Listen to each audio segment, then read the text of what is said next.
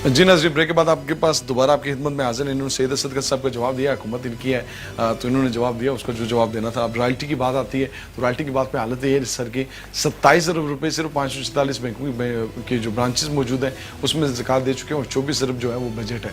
और इस दफ़ा जो नून लीग के इस वक्त मौजूद है हुकूमत, इस हुकूमत के दौरे में, इस हुकूमत के इक़्तिदार के दौरान 1 खरब 39 अरब और 25 करोड़ का बजट जो है वो आज़ाद कश्मीर ने अपना बजट पेश किया है और वो भी बिना किसी और की मदद के। और जब कौमें इतना बड़ा बजट पेश करते हैं उसके बाद 70% उसका बजट जो है वो गैर तरक्याती अखराजात में जाए, जबकि टोटल आबादी आपकी 45 लाख हो, तो फिर ये सवाल अपनी मैनेजमेंट का बनता है, फिर किसी रॉयल्टी का सवाल उस तरह से नहीं बनता। तो पहले मैनेजमेंट पर कंट्रोल करते हैं, ये ना हो कि मैनेजमेंट पर कंट्रोल करने की बात हो, नैब की बात हो, इन्वेस्टिगेशन करने वाले इदारों की बात हो, तो वहाँ पर फिर रियासत शख्स को नुकसान ना पहुँचना शुरू हो जाए। तो पहले उसकी बात कर लेते हैं, तो बाकी बाद में इंशाल्लाह। अब चलते हैं, पाकिस्तान ने नक्शे में शामिल किया रियासत जम्मू कश्मीर को और उसके ऊपर यह भी लिखा कि the right of self determination would be given on the time of the plebiscite. क्या कहते हैं आप? जबरान साहब, नक्शों की बात की जाए तो नक्शे बड़े पुराने हैं और नक्शों से कश्मीर आज़ाद नहीं होएगा नक्शे बनाने से। मैं यहाँ बैठा ड्राइंग रूम में और लिख दूँ कि जबरान साहब का घर मेरा है या बाकी किसी का मेरा घर है, तो ऐसे नहीं हो जाता है। उसके लिए जिद्दोजहद करनी पड़ती है, उसके लिए अमली काम करने पड़ते हैं जिनकी अशद ज़रूरत है। हम बड़ा अरसे से इंतज़ार कर रहे थे कि आखिरी स्पीच होएगी अक़वाम मुत्तहिदा में, तो उसके बाद आखिरी फौजी, आखिरी खून का कतरा ये बहेगा और कश्मीर आज़ाद हो जाएगा। जहाँ से मेरा तल्लक है जिस इलाके से, वहाँ पे सबसे ज़्यादा मूवमेंट बनी थी और लोग नहाते लाइन ऑफ कंट्रोल की तरफ चल पड़े थे और वहाँ पे जाके अपने जख्मी हुए थे और अपने धरती माँ कश्मीर के झंडे भारतीय पोस्टों के सामने जाके लहराए थे और आज़ादी का जज्बा था। और उसको फिर ठंडा कर दिया गया बिल्कुल ही कि मुझे सिर्फ तकरीर करके आने दो। तो उसके बाद आज तक, उसके बाद जेकेएलएफ का मुजाहरा हुआ, वहाँ पे भी यू टर्न एंड पे बॉर्डर तक हर बार जब एक मूवमेंट बनती है आज़ाद कश्मीर के अंदर, तो उसको किसी न किसी तरीके के साथ कूल कर दिया जाता है, लोगों को उससे बिल्कुल इलादा रखने की कोशिश की जाती है। चलिए, मैं 15 अगस्त के जो आप एक और मुजाहरा करने जा रहे हैं तमाम साथियों के साथ मिलकर, उस पर बात करते हैं। हमारे साथ कॉलर मौजूद है जी। प्लीज अस्सलाम वालेकुम जी, कौन जी, कहाँ से? एक लाइन में प्लीज अगर आप बात कर सकते हैं तो जी। वालेकुम सलाम भाई, जबरान भाई, नज़ाकत हुसैन शाह वॉकिंग से। जी शाह साहब, टाइम बहुत कम है तो प्लीज शॉर्ट में। मेहमान और व्यूअर्स को प्यार और आदाब पर अस्सलाम। मैं एक तो बातें कहना चाहता हूँ। कश्मीर की आज़ादी के हवाले से भाई साहब बात कर रहे हैं। भाई हम लोग तमाशाइयों से कह रहे हैं कि आओ हमें आज़ादी दिलवाओ। सबसे पहले पाकिस्तान को इकोनॉमिकली स्ट्रांग होना बहुत ज़रूरी है। दूसरी बात जो हम कर सकते हैं वो ये है कि हमको इंडियन गुड्स का बायकॉट करना चाहिए। तीसरी बात यह है कि कश्मीर काज को, आखिरी बात, कश्मीर काज को ये सियासतदान नुकसान पहुंचाने वाले हैं। कश्मीर काज को सबसे ज्यादा कश्मीरियों ने और कश्मीरी सियासतदानों ने नुकसान पहुंचाया। मोदी को दावत देने वाले आजादी की बात करते हैं। बहुत शुक्रिया सर, बहुत शुक्रिया, बहुत शुक्रिया। आपके तीनों पॉइंट्स आ गए। हमारे साथ एक और कॉलर मौजूद है। अस्सलाम वालेकुम जी, कौन जी, कहाँ से? जी जी वालेकुम सलाम जी। जी नाम बताएं और सवाल रखें सर। जी ज़मुरत मलिक बात कर रहा हूँ। जी ज़मुरत साहब। जी सर, मैं प्रोग्राम देख रहा था sir, very good program I must say. अभी आप लोगों ने डिस्कस किया और उसमें ये सब्जेक्ट आया कि यूथ को एक्टिवेट करना है, तो मैं चाहूंगा कि प्लीज आप ये भी अगर इसमें भी थोड़ा सा बयान करें कि यूथ को कैसे एक्टिवेट किया जाएगा यहाँ पर। थैंक यू जी, बिल्कुल बिल्कुल, मैं पूछ लेता हूँ इनसे। एक और कॉलर मौजूद है हमारे साथ। जी अस्सलाम वालेकुम जी, कौन जी, कहाँ से?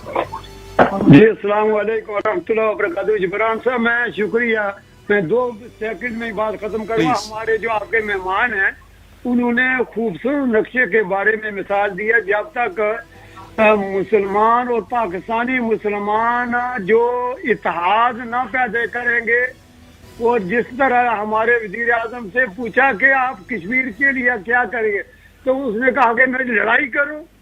हालांकि उसको जवाब ये होना चाहिए, शहबाज शरीफ साहब ने कहा नहीं करूं। हमारे वजीर आजम से हर चीज, हर शहर में जाते लोगों को तरबियत देते, हमने कश्मीर आजाद करना।